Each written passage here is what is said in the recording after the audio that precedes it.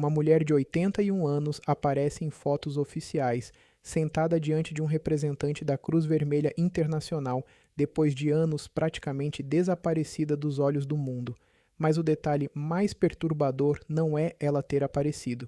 É que, mesmo depois dessa visita, o governo de Myanmar disse ao mundo: ela não está livre e não poderá se reunir com representantes internacionais. Ao final deste vídeo, você vai entender por que Aung San Suu Kyi deixou de ser apenas uma prisioneira política e se tornou uma peça central na disputa entre a ASEAN, os militares de Myanmar, e o reconhecimento internacional do novo governo, porque, neste caso, uma simples reunião pode valer mais do que uma eleição inteira.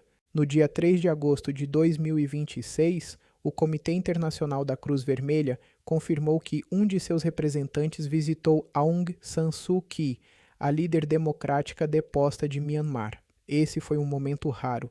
Desde o golpe militar de 2021, Suu Kyi havia praticamente desaparecido da vida pública. Sua localização exata, suas condições de saúde e até seu grau real de comunicação com o mundo externo eram tratadas com enorme opacidade.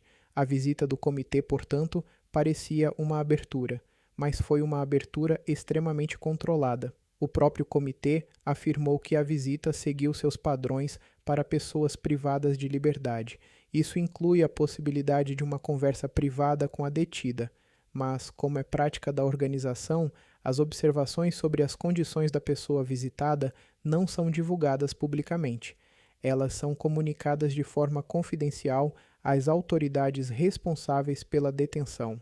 Ou seja, o mundo viu um sinal, mas não recebeu respostas completas. E foi exatamente aí que a crise diplomática ganhou força. A ASEAN, a Associação das Nações do Sudeste Asiático, viu naquela visita uma brecha. Se o governo de Myanmar podia permitir uma reunião com a Cruz Vermelha, então por que não permitir também uma reunião com a enviada especial da ASEAN? Essa pergunta parece simples, mas, em Myanmar, ela toca no ponto mais sensível de todo o poder militar. Para entender o peso desse pedido, é preciso lembrar o papel da ASEAN desde o golpe de 2021. Após os militares derrubarem o governo civil, a ASEAN criou o chamado Consenso de 5 pontos, um plano diplomático que deveria conduzir Myanmar a uma redução da violência e a algum tipo de diálogo político. Esse plano previa, entre outras coisas, o fim imediato da violência, o diálogo entre todas as partes, a mediação de um enviado especial da ASEAN, a entrega de ajuda humanitária, e a possibilidade de um enviado especial visitar Myanmar e conversar com os atores envolvidos. Na prática, esse plano quase não avançou. Myanmar mergulhou em guerra civil, a repressão continuou, grupos armados de resistência se expandiram e a ASEAN passou a impedir representantes políticos de alto nível do regime de participarem de certas cúpulas. O problema é que, depois de anos de impasse, alguns países do bloco começaram a buscar pequenas concessões. Outros continuaram defendendo uma linha mais dura. E é nesse contexto que Aung San Suu Kyi reaparece como uma espécie de barômetro. Se o regime permite que a ASEAN fale com ela, isso pode indicar alguma disposição para um diálogo mais amplo. Se o regime nega, significa que continua controlando rigidamente quem pode falar, quando pode falar e sobre o que pode falar. Por isso, a pergunta central não é apenas Suu Kyi será libertada? A pergunta verdadeira é: o regime está disposto a permitir qualquer processo político que não esteja totalmente sob seu controle? Até agora, a resposta parece ser não. A visita da Cruz Vermelha Internacional precisa ser analisada com cuidado. De um lado, ela é importante. Isso significa que houve algum acesso humanitário, e não apenas uma afirmação do governo. Mas, de outro lado, essa visita não responde às perguntas políticas mais importantes. O comitê não revelou publicamente o estado médico detalhado dela, não revelou o conteúdo da conversa, não informou se ela pode se comunicar livremente com familiares, advogados ou representantes políticos, não disse se ela está sob pressão e não fez qualquer avaliação pública sobre sua liberdade real. Isso acontece porque o comitê atua com confidencialidade. É assim que a organização consegue acessar pessoas detidas em contextos extremamente sensíveis. mas essa mesma confidencialidade também permite que o governo de Myanmar use a visita de forma política. As fotos oficiais mostraram Suu Kyi sentada, conversando, apertando a mão do representante do comitê e até cortando um bolo de aniversário. Para o regime, essas imagens servem como uma mensagem ao mundo. Ela está viva, ela está sendo tratada, não há nada a esconder. Mas para os críticos, a mensagem é outra. O regime mostra apenas o que quer mostrar. É por isso que essa visita funciona como uma prova de vida limitada, mas não como prova de liberdade. E essa diferença é fundamental. Estar viva não é estar livre. Aparecer em uma foto não é ter voz política. Receber uma visita humanitária não é participar de um processo nacional de reconciliação. Aung San Suu Kyi foi, durante décadas, a figura mais conhecida da oposição democrática birmanesa.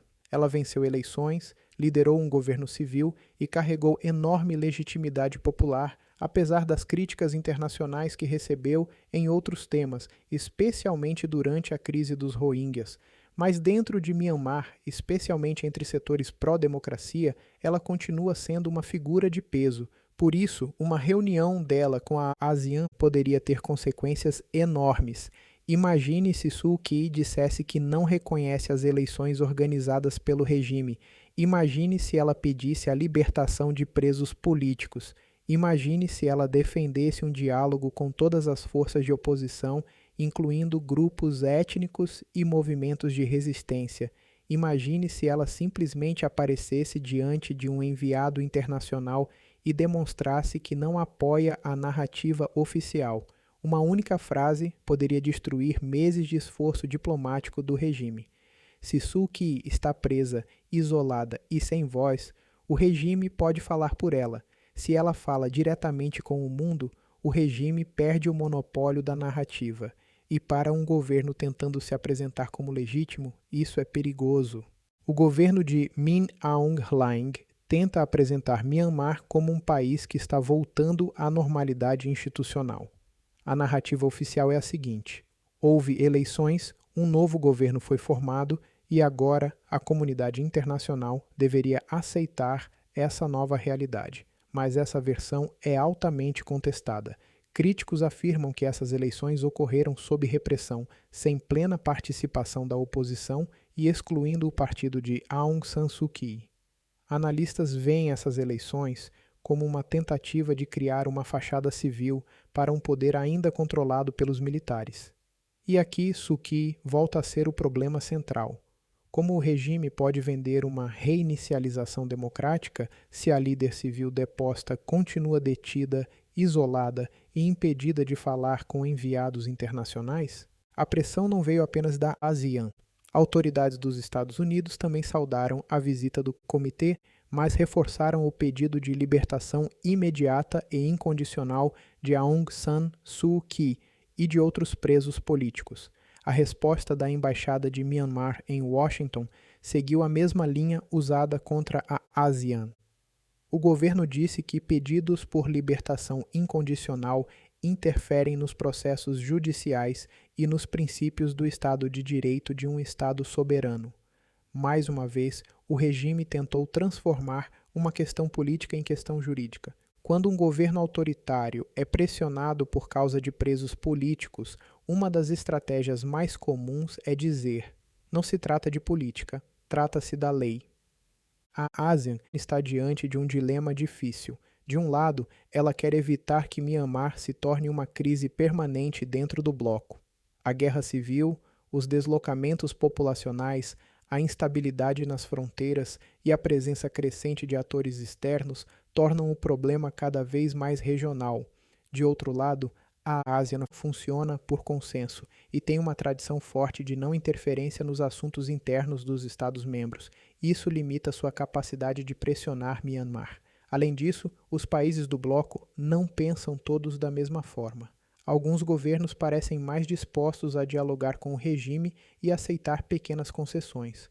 Outros defendem que qualquer normalização sem libertação de presos políticos e sem diálogo inclusivo seria apenas legitimar o golpe por outro caminho. É por isso que o pedido para encontrar Suu Kyi se tornou tão importante.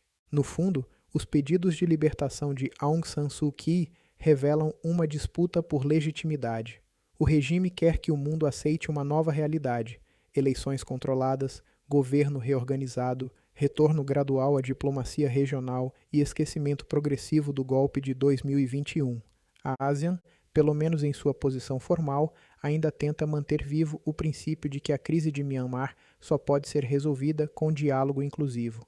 E Suu Kyi está no centro dessa disputa porque ela representa algo que o regime não consegue apagar completamente. A Cruz Vermelha mostrou que Aung San Suu Kyi está viva, mas a ASEAN quer saber outra coisa. Ela ainda pode falar?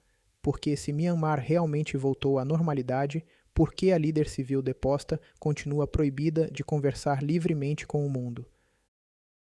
Se este conteúdo te ajudou, não esqueça de deixar o like, se inscreva no canal se ainda não for inscrito e ative as notificações.